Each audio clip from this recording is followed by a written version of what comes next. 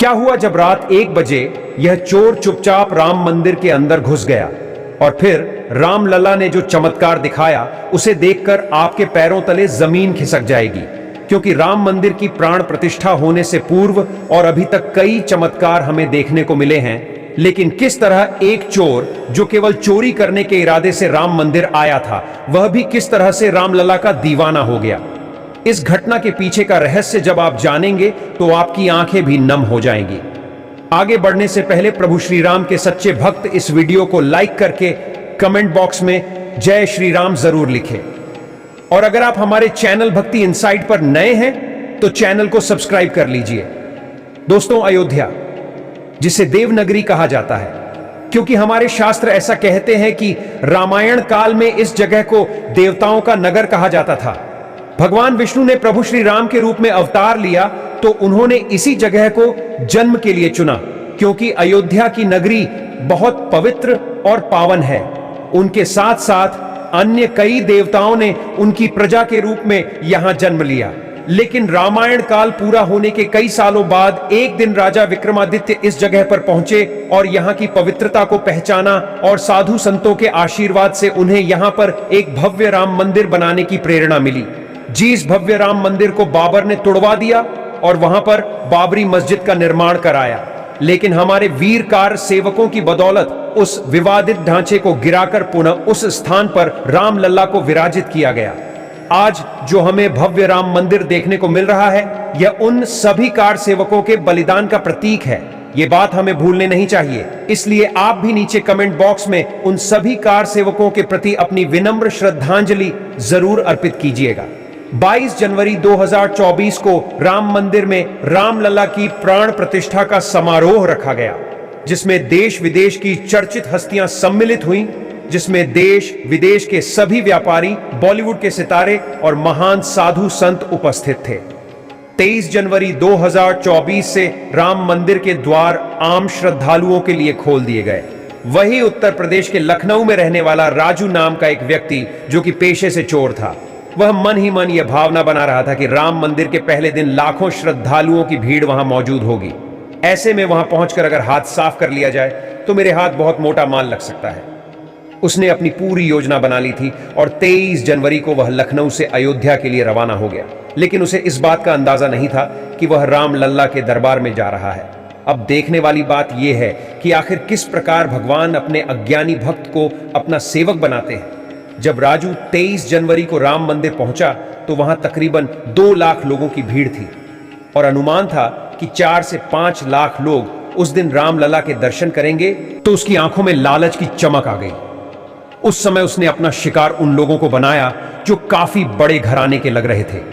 राजू उन राम भक्तों की लाइन में लग गया और एक एक करके हाथ साफ करने लगा। उसने किसी महिला का पर्स उसने चुराया तो किसी का बटुआ मार लिया, किसी के गले से सोने की चेन गायब कर दी तो किसी के पर्स से चुपचाप पैसे निकाल लिए।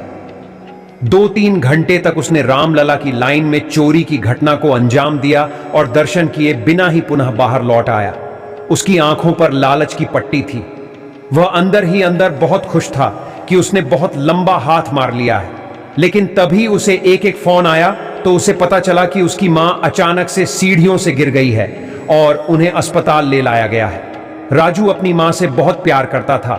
वह तुरंत ही राम मंदिर से लखनऊ के लिए रवाना हुआ और अस्पताल पहुंचने के बाद डॉक्टर ने कहा कि उनके दिमाग की सर्जरी करने के लिए 3 लाख का खर्चा आएगा। राजू बहुत घबरा गया, लेकिन उसके पास चोरी का माल था। जब उसने वह सारा माल बेचा और माल की कीमत लगाई तो वह पूरे 3 लाख रुपए हो रहे थे। उसने वह सारे पैसे हॉस्पिटल में भर दिए और अपनी मां की सर्जरी कराई। राजू की मां स्वस्थ हो चुकी थी, लेकिन उसके हाथ में एक फूटी खोड़ी भी नहीं बची थी। अपनी मां को अगले दिन पुनः घर शिफ्ट करने के बाद उसके मन में फिर से लालच जाग गया और उसने सोचा कि अभी आने वाले 1 सप्ताह तक राम मंदिर में लाखों की संख्या में श्रद्धालु आएंगे। क्यों ना मैं एक बार और राम मंदिर जाकर हाथ साफ कर लूं। इसके अगले दिन वह पुनः लखनऊ से अयोध्या के लिए रवाना हुआ। वह 26 जनवरी का दिन था और अनुमान था कि तकरीबन 3 से 4 लाख लोग रामलला के दर्शन करेंगे, लेकिन 23 जनवरी को लाइन में काफी मात्रा में चोरी होने के कारण सरकार ने जागरूकता बढ़ा दी थी। हर जगह बैरिकेड्स लगे थे, हवलदार मौजूद थे और सभी भक्तों को सतर्क रहने के लिए भी कह दिया गया था। तो राजू को उस दिन चोरी करने में पसीने आ गए। वो पूरे दिन लाइन में लगा रहा और इधर उधर शिकार ढूंढता रहा, लेकिन देखते देखते शाम हो गई। उसके हाथ केवल एक सोने की चैन लगी थी जिसकी कीमत तकरीबन 60 से 70 हजार रुपए थी, लेकिन वह खुश नहीं था। वह और बड़ा हाथ मारना चाहता था। तब राजू को पता ही नहीं चला कि वह लाइन के साथ साथ शाम तक राम मंदिर के अंदर प्रवेश कर गया।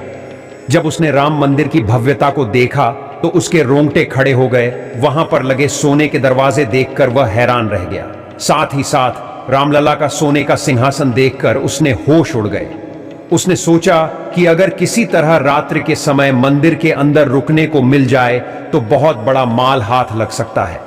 तो शाम के समय मौका पाकर वह चुपचाप एक बड़ी मूर्ति के पीछे छुप गया जहां उसे कोई देख ना सके।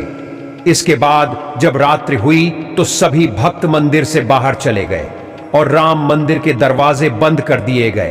पुजारी भी अपने कक्ष में जाकर सो चुके थे। तब मौका पाकर राजू ने अपने मुख पर काला कपड़ा बांध लिया ताकि वह कैमरे की निगरानी में ना आए। इसके बाद गर्भगृह के लिए आगे बढ़ा, लेकिन सामने का नजारा देखकर उसके रोंगटे खड़े हो गए, क्योंकि राजू ने देखा रामलल्ला के चरणों में एक बंदर बैठा हुआ था जो उनकी सेवा कर रहा था। तभी अचानक से, पता नहीं कहां से अचानक, एक छोटा बच्चा राजू के पास आ गया। उसका रूप बहुत सुंदर था, उसकी बोली बहुत मीठी थी और उसने राजू से कहा कि चोरी करना गलत बात है। इस दुनिया में जो कुछ भी है वह सब कुछ रामलल्ला का है।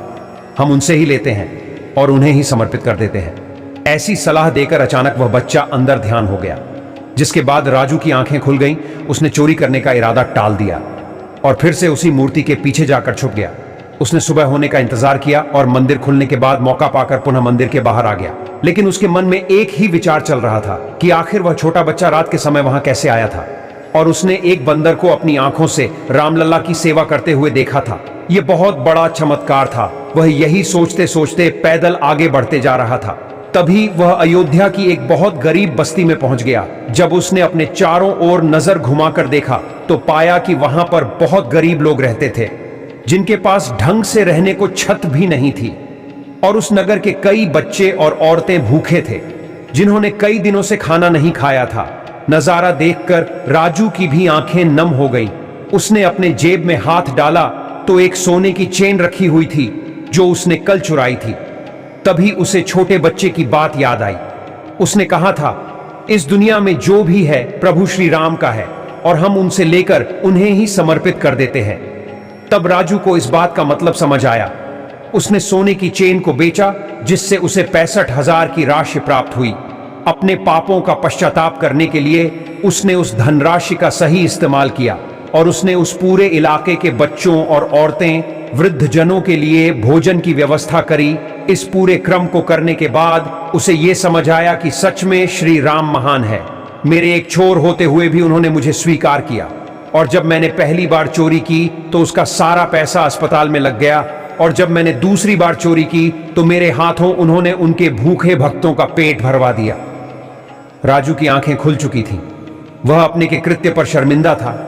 इसके बाद अयोध्या के पुलिस स्टेशन पहुंचा और अपने सारे गुनाह कबूल करते हुए खुद को सरेंडर कर दिया और मन ही मन प्रतिज्ञा ली कि आज के बाद जीवन में वह कभी चोरी नहीं करेगा और हमेशा हमेशा के लिए रामलाल का भक्त बन गया। दोस्तों, इस घटना से हमें प्रेरणा मिलती है कि प्रभु श्री राम के जीवन से बहुत कुछ सीखा जा सकता है। उनके अंदर ना तो अहंकार है और ना ही कोई भेदभाव। जो भी उनके शरण में जाता है, चाहे वह बड़े से बड़ा पापी क्यों ना हो, वह उसका उद्धार जरूर करते हैं। दोस्तों, आपको यह वीडियो कैसा लगा हमें कमेंट बॉक्स में जरूर बताइएगा। अगर आपको यह वीडियो पसंद आया तो वीडियो को लाइक करें, कमेंट करें और इस वीडियो को ज्यादा से ज्यादा शेयर करें। धन्यवाद।